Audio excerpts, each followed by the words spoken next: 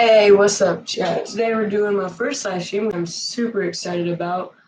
And we're going to talk about a bunch of random stuff, like things in the reptile community, things about my room, things about my animals. It's going to be crazy. So first, I don't think that anybody's actually going to join this live stream, but that's okay. So I'm just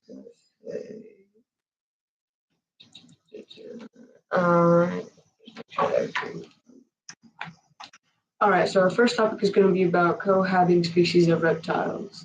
So it's kind of an iffy situation. Tree frogs and anoles are the most common kinds of reptiles I see, but reptiles and amphibians I see cohabit. In fact, over in my 30 gallon over there, I have a trio of Amazon milk tree frogs with my gargoyle gecko, and they've been doing fine. I've had them in there for a year now. They're doing pretty well. Some people were saying that I don't actually have 3 of the tree frogs. I only have 1. I just did it 3 times. So today I'm going to prove them wrong later in the live stream. But other reptiles that you can cohab, I've seen like aquatic turtles and tortoises in the same environment. Of course, there's like a barrier. It's very like shallow water. Got to zoom once. Bull snakes and box turtles. So it's kind of a weird combination, but it works. So I mean, don't get me wrong. There's a lot of people who animal cohabiting is not the best thing because they think that having different species together is bad. Affect each other. But I think as long as the species get along, like anoles and tree frogs, then they can be fine. Now, reptiles and amphibians that should not be kept together are tokay geckos and literally anything else. Tokay geckos will kill everything. We already all know that. Axolotls and basically any fish. My axolotl is over there by the way, so can't be showing because I'm using something here. But anyway, monitors and tree snakes. What is in the tall tank? So in the tall tank, I have a trio of my Australian white tree frogs. Here, I'll get one out right here.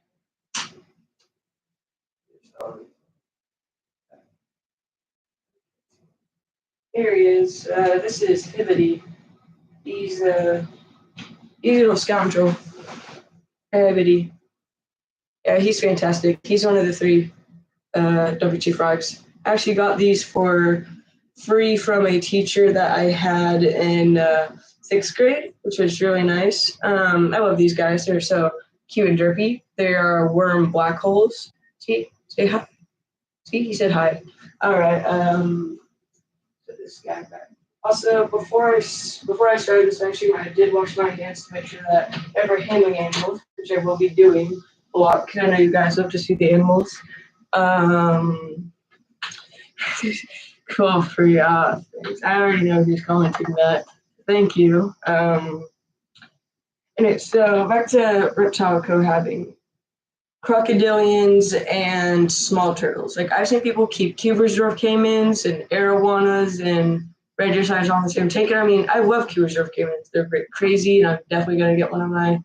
I'm older and have the space, but I'm if it's like a larger crocodilian, like if you're like Chandler's Wildlife and you're keeping a saltwater crocodile in a red deer center, I'm not saying that he does that. I'm saying if you're someone who's like him and you have the amazing ability and space to have a saltwater crocodile, don't put it with a red ear slider. It's going to get eaten, crushed.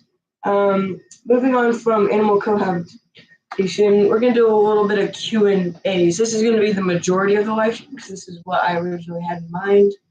So my voice sounds nothing like it does on camera. It's just so cringe. I hate it. But anyway. Q&A. So there's all these I'm about to say are like questions that I've gotten from friends in the past about their animals and stuff, like their leopard geckos and ball pythons. So we're gonna start off with bearded dragon enclosures. So a lot of people think that keeping bearded dragons in 40 gallons is okay. And that is absolutely not true. If you keep if you have a 40-gallon tank of beer, putting a bearded dragon in it, it's like living in a bathroom. I don't care how big you say a bathroom is. I mean, like a small bathroom, like a closet size. Down here, actually, which is the tank for the mystery animal. Can't really see that good. The glare's back. Down there, this is a custom 120-gallon. It's 4x2 by 2 that we had made for the mystery animal, which I said in my last short video. We'll be doing that soon. But that is a good size tank for a bearded dragon. Bearded dragons, it's not really about the gallons. It's more about the like the 4x2 by 2. They like to climb a little bit, so that's why I'm spacing there. Someone asked me, my first short that I ever did was about a bearded dragon, and I didn't really know what to talk about that because unfortunately that bearded dragon had passed away shortly after that short. I'm not going to go into details, but we got them from a pretty, I don't know, background. So he died shortly after. We were pretty sad about it, but it's all right. It's all right. Another Q&A is, how do I tell the difference between a crocodile and an alligator? This one gets like so much, and I don't know why you're not watching Wild Kratts or something. But crocodiles are usually larger and have a more V or pointed shaped snout. Alligators are more darker color, and they're only found in China and the U.S. There's only one species of crocodilian that's that crocodile that's actually native to the U.S. Like the American crocodile down in Florida, which is where the American alligators, American crocodiles meet. American alligators are more bluish. I don't know why people say they're green. I just get like really like, I get mad when people get like the small inaccuracies over animals. I don't know why, but like the alligator's green. But you can usually tell because the crocodiles will have teeth that go like all over. Like the inside and outside teeth will be showing, and the alligators will have only their top teeth showing. They also have little spores all over their blue alligators. Are they poisonous? They're blue because that's just their natural coloration. Some people say it's because of the water they live in, but I'm not too sure about that. Poisonous alligators. Can you imagine such a thing? How do I tell? Going off of poisonous, how do I tell the difference between poisonous and venomous? Venom is if it's injected into you, like if a scorpion stings you, if a snake bites you, if something is like injected into you. Poison is if you eat it, inhale it, touch it. It's all about sensitivity. Venomous snakes, like vipers and elapids, they have venom glands that are connected to their fangs with tiny holes that when they bite into you, it's connected to your bloodstream. So that's how the venom works. Poison, when you touch it, it like makes your nervous system go off and it makes stuff shut down depending on how bad the poison is. When I was in second grade, I accidentally touched a poisonous caterpillar. Oh, the asp. You've probably seen this, where the tiny, cute little white ones that if you touch them, you got to go to the nurse's office. That's just a personal story. Another question is difference between turtle and tortoise. So your tanks are so cool. Look at that giant aquarium. Oh, you mean this one? Oh yeah, I did a video on that one. Anyway, tortoises, they walk on their like toes. They walk on their toes, like they're very sharp little toes. They also have a very higher hinged shell. Most of them are also like dirty colored, and they live on land. Almost all of them live on land. Most actual turtles, because they're separated into two groups. Turtles have more slender shells. Some of them are sleeker. They walk on their feet, and most of them are aquatic. There are some technical turtles like box turtles. People think that box turtles are tortoises, which they look a lot like it, but they walk on their feet, not their toes, and also they technically go in water sometimes. That's a common misconception, but it's always fun to explain to people this stuff. what was another one? Like, someone had asked me, like, you don't actually have 3 Amazon milk tree frogs. You only have like 1, and you took a picture of it 3 times. And I'm like, today I'm proving that's not true. Here, wait a minute.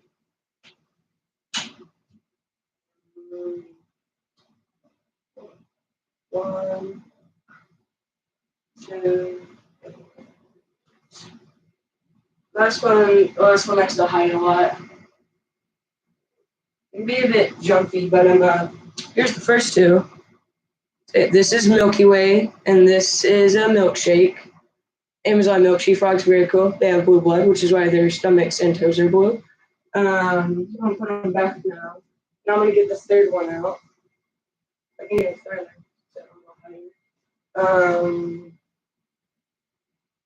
I'll find them later in the stream. But yeah, just to prove it, I'm pretty sure they thought that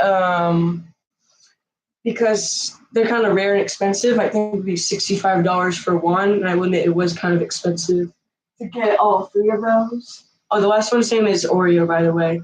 Whoever commented Milky Way and milkshake. The 3rd frog's name is Oreo. I guess that. Yeah, that's my next Q&A.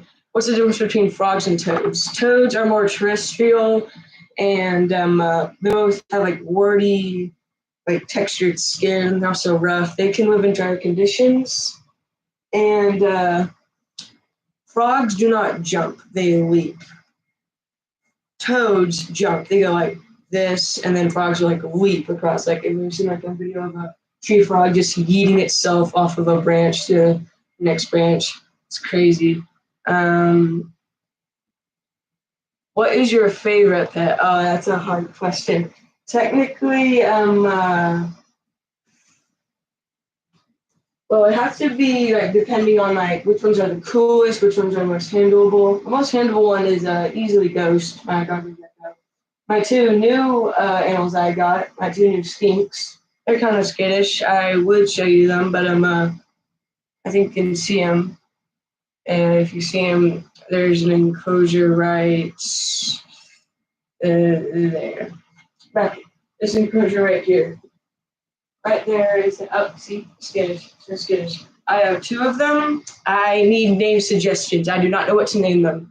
They are small. They are like jet black. They're so cool. And there's a male and a female. So I hope to do a breeding project of those. Dave Kaufman featured me in his video, his NRBC video in Dallas. We talked about those. Those are very cool. So it would either have to be the Solomon Island black tree skinks or the Goggle Gecko. I'm gonna David Kaufman. David Kaufman. What are you doing? Get off of my live stream. David Kaufman. You can get back on the live stream when you spell his name right. How dare you spell his name wrong? Anyway, I'm gonna get Ghost out. It's Dave Kaufman. All right, here's Ghost. Ghost is gonna chill with us. So the cool thing about Ghost is he's actually my only pet where I know his birthday. So when I got him at the very first NRBC that I went to, they gave me this little page thing. Oh, no jumping, no jumping. Stay. His information card. So the one in the top is him, and the bottom 2 are his parents. This is him. He's grown a lot since that picture. So he is a Frenchie Cyclops. I'm pretty sure it's because they have like a little. Don't do it. Don't do it. Are you going to breed it? The skinks or the tree frogs? How did you even get here? What are you? Sorry, there's a little technical difficulties. So he's really interesting. His birthday is actually 10 days before mine, which is very cool. I'm not going to tell it, of course, but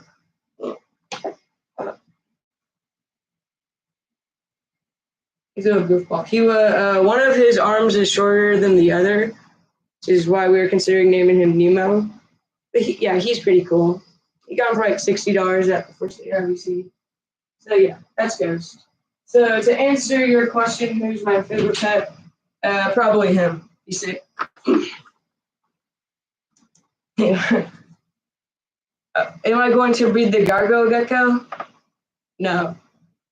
No, I'm good. All right. Moving on. We're gonna do a little mix of everything. So we're gonna move on to the next topic, which is just rating some reptile YouTubers. Now, this is like the most controversial part because I know people have different opinions about stuff. But we're gonna start with some of the ones I met the most recently. All right. So Dave Kaufman. There's a person who said David Kaufman, who autocorrected it. Good. Dave is good. We like Dave. Okay, that's all I have to say. Dave is good. Catalia. Catalia is also in Texas. She has a ranch. She has a bunch of like chickens and goats, and I love her white leopard gecko Enza. So cute. Emily from Snake Discovery. Emily and Ed. The best. The goats. You cannot change my mind.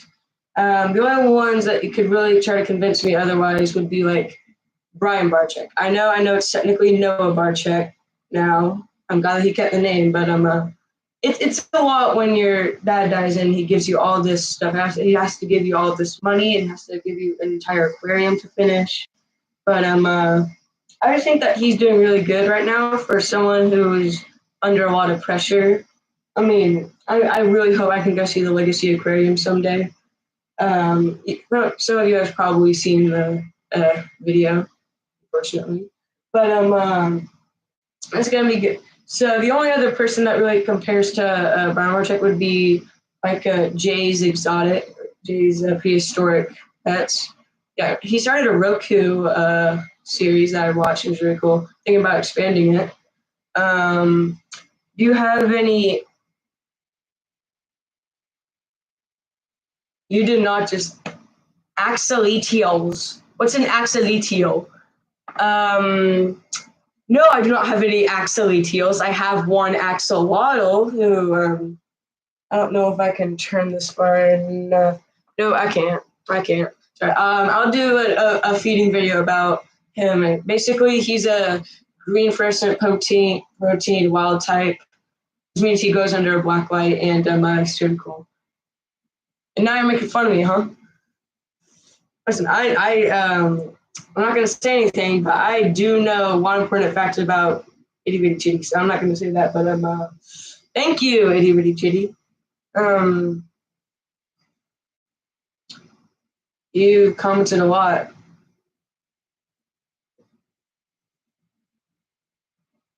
Oh, you're making fun of your spelling. All right, good. So Reptiliatus, he's a great breeder. He convinced me that tokay geckos can be great guard dogs if you train them correctly. He taught me that tokay geckos, watching some of his videos, tokay geckos are not demons if you give them mealworms. Okay. He has a lot of other cool things like his Chinese crocodile skink project. Wait, no, not Chinese crocodile skink. Why would I say? No, Chinese crocodile lizard. Yeah, that's what I was going to say. Chinese crocodile skink. Yeah, really cool paludarians and stuff. All right. Another YouTuber, Serpa Design, who does like all these cool design enclosure stuff. We actually did this 40-gallon paludarium design off of. We had to watch like 4 of his videos. Okay. To get it right. But so there's a whole lot of other ones. I'm going to try to cover as many as I can. So Tyler Nolan. When you look up my name, Nolan's Exotics, on YouTube, you might see his channel pop up after mine because he has a Nolan in his name and he has exotic stuff. He is so much cooler than me. He's an ex-tattoo artist. I think he still does tattoos still. And he has like crocodiles and king cobras and stuff. And I'm like, I just love watching his stuff. It's so crazy. Camp Kennan. This guy is like the most Florida man collector you'll ever see. It's like crazy what he's got. I really wish I could go down to see his facility. I wish I could go meet like all of these people. I'm in a few of them. That's not the point. The point is that like there aren't that many bad reptile YouTubers. What I mean by that is that there are people in Florida who do hunting videos for iguanas and Burmese pythons. To me, they're invasive. That's legal. It's fine. They're invasive. I get it. But reusing the same Burmese python over and over again is cruel. That's why I'm not going to mention their name. I don't want you to go check them out. Do not go do that. Anyways, yeah, there's a lot of good ones and there's some bad ones. One that I should probably also mention is Adam from Pacific Reptiles. He's great. He taught me that the tanks should be bigger than they should be. He's the one who inspired me to make that 120 down there for mystery and one that I'm getting soon. I don't have that much time left. But any more questions, Q&A, things about any reptiles that you have at home, or just questions about reptiles in general? Any questions about my channel? Let's wrap this up. ADBTD, I know that you have something to say. I know that you have something to say.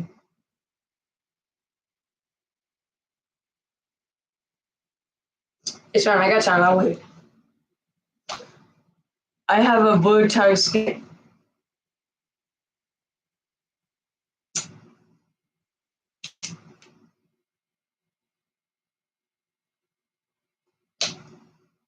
I'm not gonna say anything.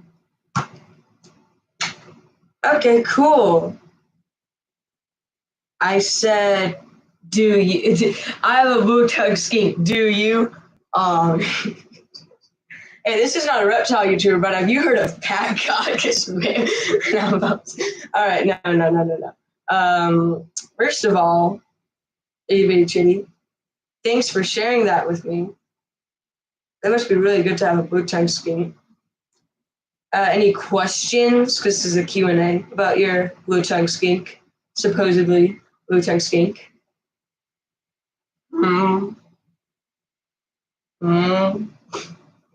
I'm not doing that.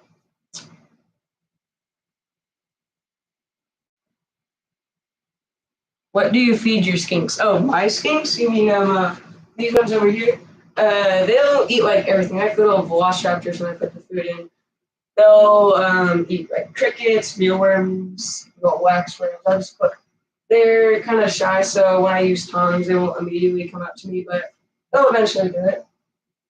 Sometimes I'll see them like ripping apart the crickets in the night when I go to check on them. They're so funny. Yeah, that's on. I'm gonna definitely lizard emoji. Okay. Well, I'm definitely gonna do a part 2 of this. Maybe a whole series on these of just live streams of me ranting about reptile stuff. Maybe a better quality camera. That's all right. I guess that's all I have, and I'm definitely doing a part 2. So I guess good night. Itty bitty chitty, I know where you live.